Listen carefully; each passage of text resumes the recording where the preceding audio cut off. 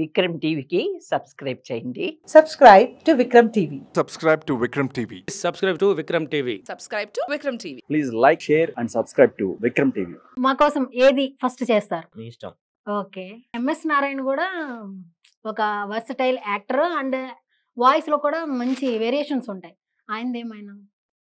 బేసిక్గా ఎంఎస్ నారాయణ గారు అంటే ఒక మంచి ఆయన కామెడీ చూస్తే మనం ఎంత టోల్ అయినా సరే ఎలాంటి రిలీఫ్ అయిపోతుంది అనమాట మైండ్. ఎంత ప్రెజర్ లో ఉన్నా ఎలాంటి అప్పుడు వాళ్ళ కామెడీ కానివ్వండి ఎట్లా ఉంటుంది. ఆయనకి సెపరేట్ ఒక బేస్ ని సెపరేట్ ఒక ఫ్యాన్ బేస్ అంతా సంపాదించుకున్నారు. అవును. సో ఎంఎస్ నారాయణ గారు ఏదైనా డ్రింక్ చేసినప్పుడు డైలాగ్ ఎట్లా ఉంటుంది, ఆయన డ్రింక్ చేసినప్పుడు మాట్లాడే అది తీసుకోవడం అయితే జరిగింది.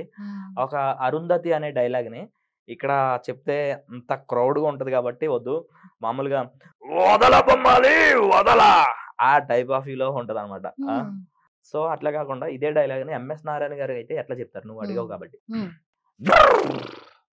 అబ్బా క్వార్టర్ బాటిల్ వచ్చే అరుంధతి రావే రా, ఒక పెగ్గేసి పడుకుందాం రా. అమ్మా సమాధిలో పడుకుందామా బయట పడుకుందామా, ఎక్కడ పడితే అక్కడ పడుకుందామే.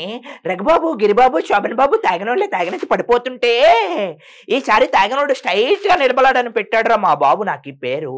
ఎంఎస్ నారాయణ. ఎం అంటే ముందు, ఎస్ అంటే షోడా, ముందులో షోడా కలుపుని తాగే నారాయణ. ఏమంటారు సార్? సూపర్ సూపర్ అంటాం. వా, అసలు వాయిస్ తో పాటు బాడీ లాంగ్వేజ్ కూడా దింపేస్తున్నారు మీరు. అదే అదే అట్లా అనమాట. ఇప్పుడు జయప్రకాష్ గారు, జయప్రకాష్ రెడ్డి గారు ఇదే డైలాగ్ ని మరి జయప్రకాష్ రెడ్డి గారు చెప్తే ఎలా ఉంటుంది? పాత సినిమాల్లో మామూలుగా అయితే ఆయన స్టార్టింగ్ లెవెల్లో విలన్ క్యారెక్టర్ చేశారు అనమాట. అప్పుడు ఎలా ఉండేది, మామూలుగా ఇదే డైలాగ్ చెప్తే ఎలా ఉంటుంది, విలన్ క్యారెక్టర్ చేసినప్పుడు ఎట్లా ఉండదు, చాలా పవర్ఫుల్ గా ఉంటుంది అనమాట. సమరసింహారెడ్డి ఆ టైప్ ఆఫ్ ఆ టైంలో ఆయన్ని చిన్నప్పుడు చూసినప్పుడు అమ్మా ఎంత పెద్ద వెళ్ళాను, దాని తర్వాత కామెడీ చేస్తే ఇంకా మేము భయపడింది. ఓకే. అప్పట్లో సినిమాలో విలన్ పాత్ర పోషించినప్పుడు ఎట్లా ఉండేది,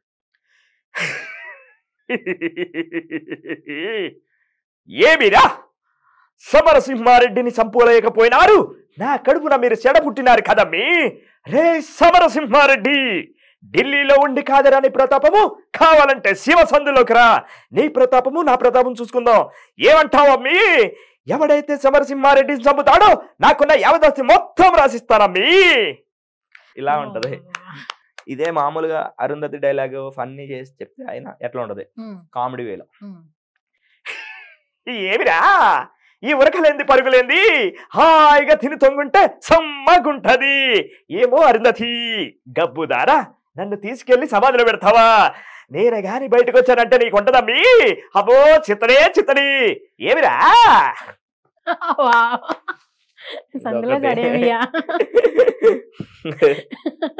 నెక్స్ట్ కొండవలస గారు, కొండవలస లక్ష్మణరావు గారు కూడా అరుంధతి డైలాగే చెప్తున్నారు. ఫస్ట్ వాళ్ళ భార్య దగ్గరికి వెళ్ళి డైలాగ్ చెప్పే విధానం, అరుంధతి అనే క్యారెక్టర్ కి రత్తాలని పేరు పెడితే అది ఎలా ఉంటది. ఏటిది వచ్చే ఏటి మాట్లాడతావు, ఏటే రథాలు వచ్చే రథాలు ఏటట్టుకుంటున్నావు, సీరియస్గా చూసేస్తున్నావు.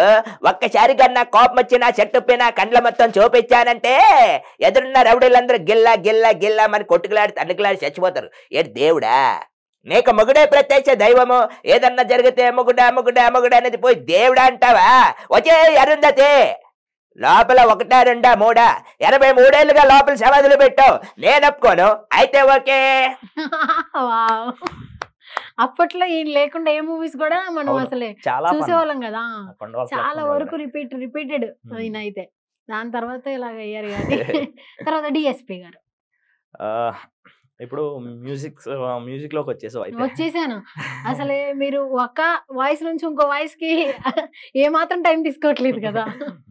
సో డిఎస్పి గారు ఆయన ఆడియో లాంచ్ లో పాడే విధానం ఎట్లా ఉంటది, మామూలుగా మూవీస్ లో మనం వింటూ ఉంటాం. సో రికార్డింగ్ కి ఆడియో లాంచ్ కి బయట మాట్లాడే విధానికి చాలా డిఫరెన్స్ ఉంటుంది కదా. సో ఆడియో లాంచ్ లో ఆయన మాట్లాడే విధానం పాట పాడుతూ మాట్లాడుతూ ఉంటారు అనమాట. అప్పుడు ఎలా ఉంటది, హలో హాయ్ ఎవ్రీబడీ, ఓకే ఏంటి బామ్మగారు బన్నీ కావాలా, రింగ రింగ రింగ రింగ రింగ రింగ రింగ రింగ రే ఏంటి ప్రభాకాల నీటిలోని చేపొచ్చి నేల మీద పడ్డట్టు మంచము కిల్లా కిల్లా కొట్టేసుకుంటుంది డార్లింగ్ ఓసిన డార్లింగ్ ఫీలింగ్ ఏంటే ఫీలింగ్ ఏంటి ఓకేనా చాలా సంతోషం అండి మీ అందరం చూడడం ఓకే అట్లా ఉంటుంది అనమాట. నెక్స్ట్ చక్రి గారు. చక్రి గారు మన మధ్యలో లేనప్పటికీ కూడా ఆయన మ్యూజిక్ మనకి చాలా ఇష్టం అనమాట. ఆయన పాట విధానం ఎలా ఉంటుంది అంటే నిన్న నిన్న నిన్న నిన్న నిన్న దిల్సే దిల్సే ఇస్కా కియా దుమ్సే రాయే రాయే రాయే రాయే రాయే రాయే ఇనవా ఇనవా ఇనవా ఏందే నీ గొడవ కృష్ణానగరే మావా కృష్ణానగరే మావా సినిమానే లైఫ్ రా మామా లైఫ్ అంతా సినిమా మామా. ఇట్లా super super, thank you so much. మీరు ఇన్ని వాయిస్లు చేస్తారు కదా, మీ ఫేవరెట్ వాయిస్ ఏది? నాకు ఫేవరెట్ వాయిస్ అంటూ ఏమీ లేదు బేసిక్ గా, ఎందుకంటే ఒక్కొక్కరు ఒక్కొక్క వాయిస్ ని ఇష్టపడతారు అనమాట. నేను కొన్ని ప్రోగ్రామ్స్ లో అబ్బా ప్రకాష్ రాజ్ గారు వాయిస్ బాగా నచ్చిందండి, షాజీ షిండే గారు వాయిస్ చాలా బాగా చేశారు, ఒక దగ్గర రావు బాబా, ఇట్లా ఒక్కొక్క దగ్గర ఒక్కొక్క ప్రాంతంలో కూడా ఒక అభిమాన హీరో ఉన్నారు. అరే మైక్ లో చాలా బాగా వచ్చింది అల్లు అర్జున్ వాయిస్ అంటుంటారు. సో నేను అన్ని అంతా పొగడతలకు పొంగిపోయేవాడిని కాదు. సో నన్ను తగ్గిస్తే నేను కిందకి అవను, అది నేను. ఎందుకంటే నాకు విజన్ ఉంటుంది, నేను ఎట్లా వెళ్తాను, ఎట్లా నాకు ఒక ప్రోగ్రామ్ డిజైన్ చేసుకుంటా. ఏ ప్రోగ్రామ్ ఎలా చేయాలి, ఒక సంగీత ప్రోగ్రాంలో నేను ఎట్లా చేయాలి, ఒక పబ్లిక్ ప్రోగ్రాంలో ఎలా చేయాలి, ఒక కార్పొరేట్ ఈవెంట్లో ఎలా చేయాలి, ఒక బర్త్డే ఈవెంట్లో ఎలా చేయాలనేది నాకు ఒకటి వే ఉంటుంది అనమాట. ఎక్కడ వాళ్ళని ఎట్లా ఏం చేస్తే నవ్వుతారు అవన్నీ నేను ఇప్పటికీ నేను ప్రతిదీ కూడా ప్రతిరోజు నాకు ఒక లెసన్ అనమాట. ఎక్కడ ఏం చేస్తే నవ్వుతారు ప్రతిదీ కూడా నేను నోటెడ్ చేసుకుంటూనే ఉంటా. స్టార్టింగ్ లో అవేమి తెలియకుండా కొన్నిసార్లు ఇన్సల్ట్స్ కూడా జరుగుతూ ఉంటాయి. అలాంటిది ఏమైనా ఇన్సిడెంట్ స్టార్టింగ్ లో నాకు ఏం తెలీదు యాక్చువల్లీ.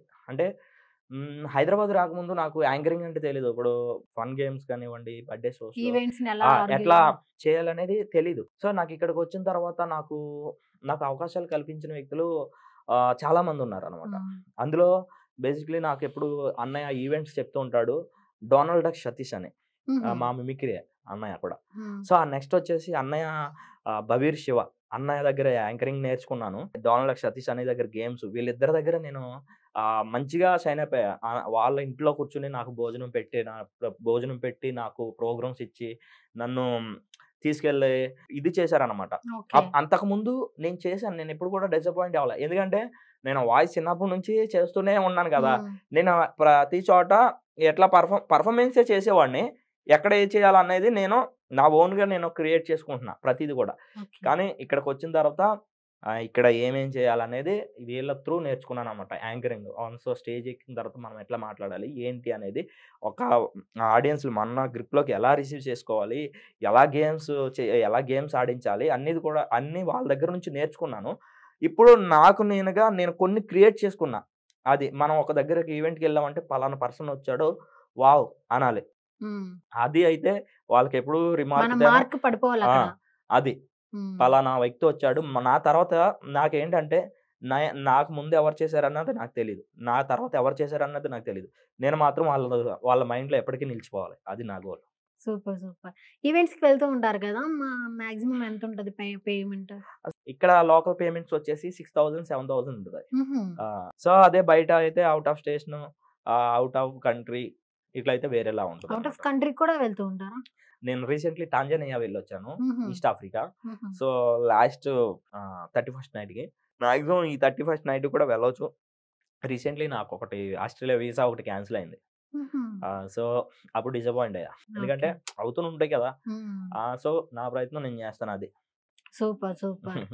ఇంత ఫ్యాబులస్ గా అంటే వెంటనే వాయిసెస్ ని అలా పిక్ చేసి వాళ్ళ ఎమోషన్స్ ని కూడా వేరియేషన్స్ గా చేశారంటే నేను ఫస్ట్ టైం చూస్తున్నాను. అందుకే మీకు అవార్డ్స్ వచ్చినాయి, నాట్ ఏ జోక్ అనమాట. చాలా అంటే చాలా ఫ్యాబులస్ గా చేశారు. మీ యొక్క జర్నీ ఇక్కడికి ఆగదని మాకు తెలుసు, కానీ మీరు అనుకుంటున్న ఆ లక్ అనేది కూడా కొంచెం ఫాస్ట్ గా వచ్చి తొందరగా మీరు అనుకున్న ప్లేస్ లో మీరు ఉండాలని మనస్ఫూర్తిగా కోరుకుంటున్నాను. Thank you so much for coming Anand గారు, సారీ కామిక్ ఆనంద్ గారు. మళ్ళీ కలుద్దాం. Until then this is Kezia signing off. So thank you, నాకు ఇంత చక్కటి అవకాశాన్ని కల్పించినటువంటి మన విక్రమ్ ఛానల్కి మరొకసారి ధన్యవాదాలు తెలియజేస్తున్నా. ప్రేక్షకులందరికీ కూడా నా యొక్క మరొకసారి మనస్ఫూర్తిగా ధన్యవాదాలు తెలియజేస్తూ థ్యాంక్ యూ.